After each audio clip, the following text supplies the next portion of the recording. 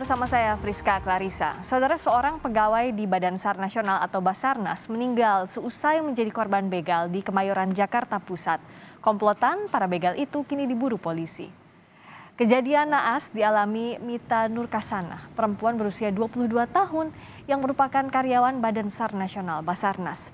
Perempuan asal Indramayu, Jawa Barat itu tewas dengan 2 luka sabetan senjata tajam di tubuhnya oleh 4 orang yang merupakan kawanan begal.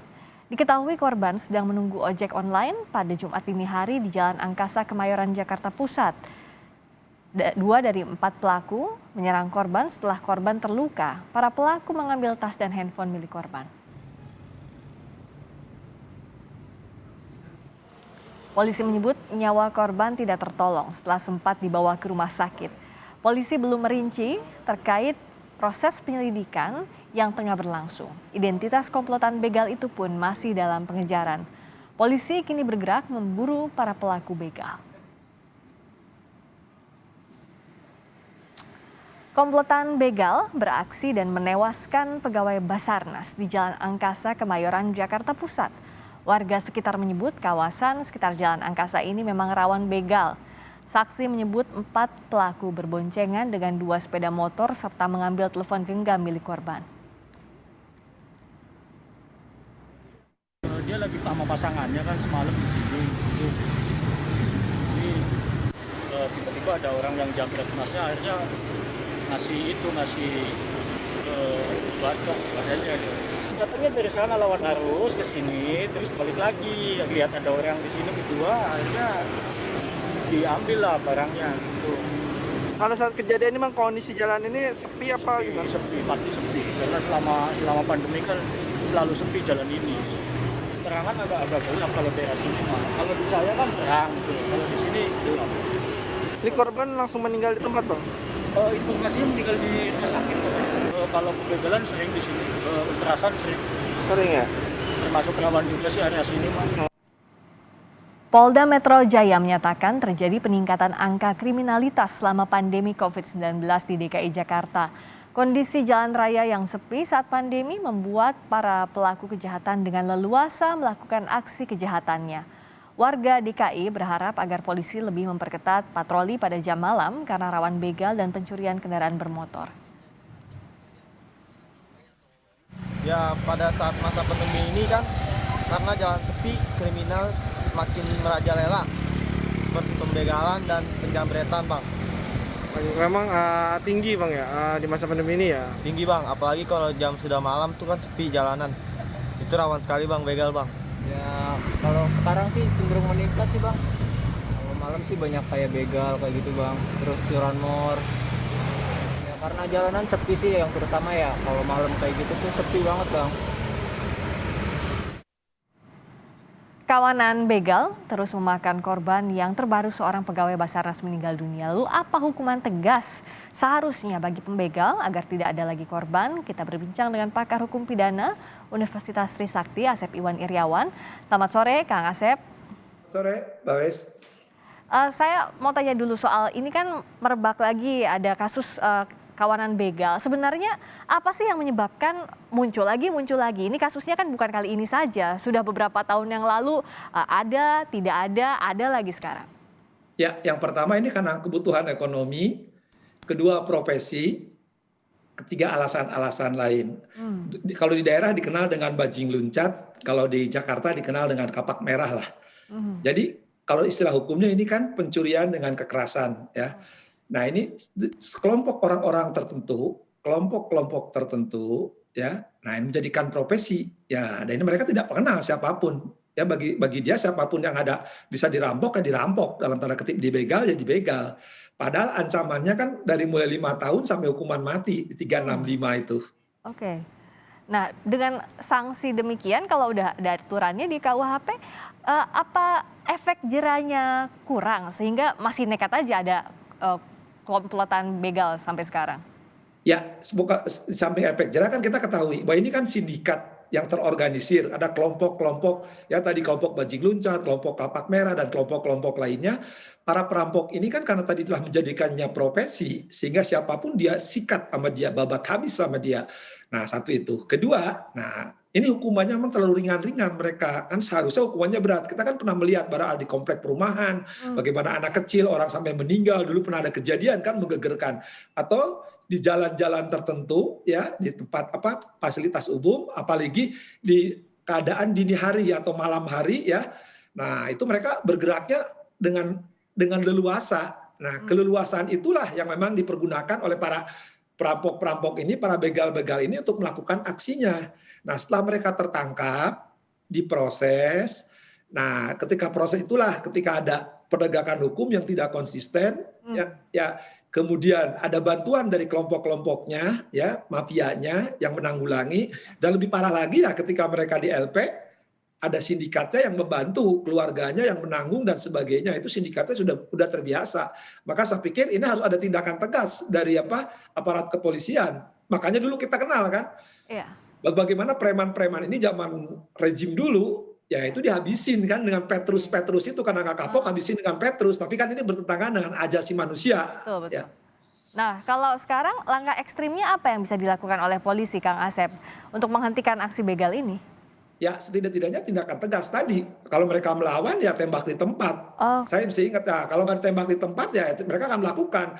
Tapi kan persoalannya ketika di situasi yang sepi, ya jam-jam malam tertentu, nah orang jauh dari keramaian, kan tidak semua petugas berkeliling di situ, atau minimal tadi kan bagaimana siskamling atau keamanan swakarsa masyarakat, ya artinya di RT RW itu dihidupkan kembali.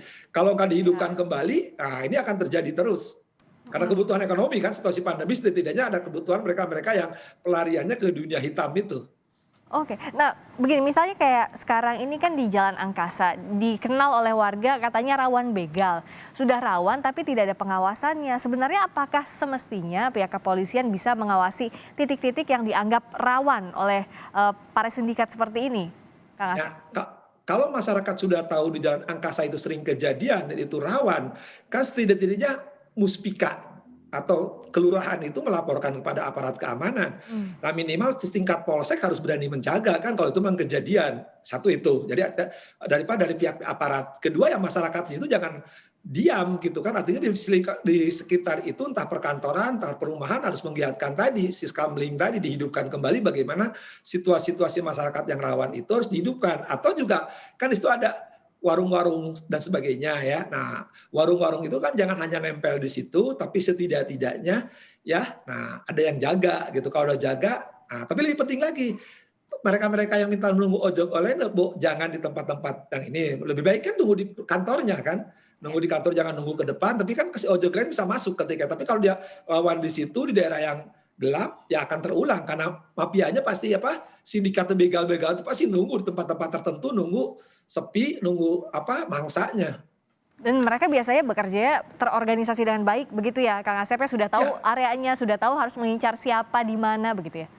Itu kebiasaan mereka itu udah pembagian tugas dari mengincar korban, kemudian siapa yang melakukan aksi di luar dan sebagainya itu udah terencana. Mereka kelompok semacam tadi saya katakan bajing luncat, kapak merah dan jenisnya itu mereka udah terorganisir. Itu udah biasa. Saya bilang tidak hanya dari mulai perencanaan merencanakan pencurian dengan kekerasan sampai mereka diproses di penyidikan, penuntutan sampai diproses oleh hakim, sampai di LP pun itu udah terorganisir. Mereka sudah ada sindikatnya yang mengatur semuanya. Nah, sindikat ini seperti apa bentuknya kalau dilihat dari beberapa kasus begal terakhir? Apakah kelompok-kelompok besar memang dari mulai tadi di TKP sampai ke LP bahkan? Saya pikir aparat keamanan udah tahu nih kelompok-kelompoknya, kelompok di Jakarta Utara siapa, Jakarta Barat siapa, Jakarta Selatan siapa, Pusat siapa. Nah, kadang-kadang kan mereka pemain di wilayah tersebut atau dari daerah yang datang. Biasanya kan dari daerah-daerah tertentu yang memang masuk wilayah ke Jakarta. Karena mungkin di daerah agak kesulitan sekarang ngerampok. Nah tahu sekarang karena Jakarta sudah berkembang ramai lagi, dia datang lagi ke Jakarta. Saya pikir ini bagaimana sekarang tim Kantibmas ya Muspika tuh menghidupkan kembali lah tadi saya katakan siskamling atau pengamanan, bagaimana patroli harus jalan. Kalau enggak ya ini kan berkali kejadian terulang terus ya. Ini yang kemudian media ekspos viralkan. Kalau nggak diviralkan saya pikir ya karena orang malas kan untuk melaporkan. Ya, dianggap ya sudah kejadian biasa, padahal ini sampai menghilangkan nyawa begitu ya Kang Asep. Ya. Nah, kalau titik kesulitannya tuh di mana untuk memberantas sindikat-sindikat atau kelompok-kelompok ini? Selain tadi memang jaringannya sampai LP, tapi untuk menangkap setidaknya yang ada di lapangan ini apa yang jadi sulitnya? Ya, yang pertama kita tidak bisa mengeliminir gitu ya, bahwa ada kejadian-kejadian yang tertentu mereka sudah ahli. Mereka tahu jam-jam tertentu baik aparat sedang patroli atau tidak, jam-jam tertentu di lokasi di TKP keramaian atau tidak, dan dia bahkan bisa monitor pada orang-orang tertentu yang pulang kerja misalkan dari wilayah tertentu, jam berapa dia pesan ojek, jam berapa keluar, jam berapa bubar, Ya. itu sudah tahu. Nah, sekarang sebenarnya kuncinya kan cuma tadi saya katakan dua, bagaimana aparat operasi terus jalan, artinya muter misalkan itu patroli, dan Ya. masyarakat juga harus ada. Kalau enggak itu ya mereka udah tahu bagaimana wilayah tertentu dikuasai oleh kelompok tertentu, dia melakukan tertentu. Kan karena bagi mereka soal ditangkap, ditahan di penjara itu soal biasa bagi mereka. Oke, jadi dari aparat tapi masyarakat sekitarnya juga Ya. mengaktifkan lagi keamanan wilayah masing-masing. Nah, tapi kalau bicara soal ini, tadi sudah kesulitannya dibahas, sebenarnya yang bikin miris lainnya adalah pelakunya ini di bawah umur seringkali, remaja bahkan. Fenomenanya apa yang Kang Asep lihat? Apakah semata-mata karena ekonomi atau ada faktor lainnya? Ya, kalau yang dilakukan oleh anak-anak muda itu kan karena mereka asalnya tidak tahu.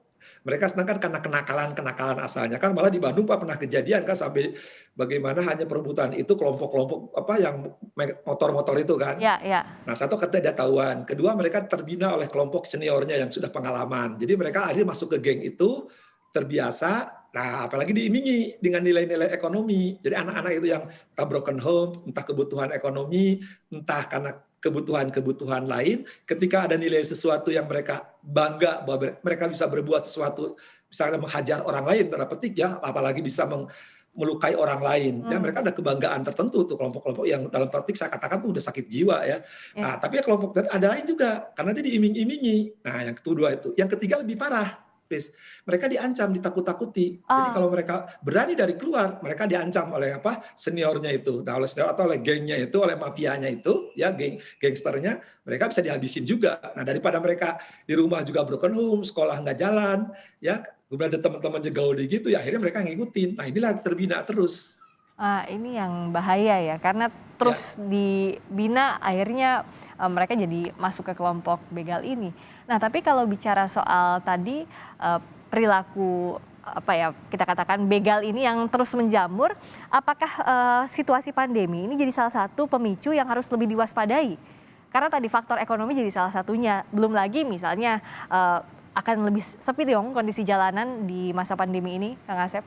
Ya, yang pertama kan sebelum pandemi boleh dikatakan kapak merah agak hilang. Ya agak hilang ya walaupun masih ada. Ya. Bajing lucat juga agak hilang. Nah, tapi kan setelah pandemi ini kita tahu kan bagaimana orang putus kerja, nyari kerja susah, nyari uang susah dari kelompok tertentu ya. Nah, akhirnya mereka pelarian kan butuh hidup.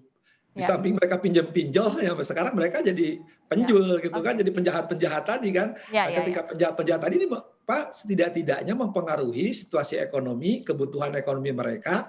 Apalagi tadi anak-anak nakal yang harusnya sekolah dengan tertib, mereka kan bosen, boring, suntuk. Nah, diajak teman-temannya yang nakal melakukan perbuatan-perbuatan kriminal. Jadi mendukung semua situasinya memang ini serba, ya kita serba, maaf ya harus saya katakan memang ini tanggung jawab kita semua lah bahwa keadaan memang masa sosial, ekonomi, pekerjaan orang tua mereka, pekerjaan orang mereka juga. Nah, jadi mendukung untuk mereka melakukan di situasi ini.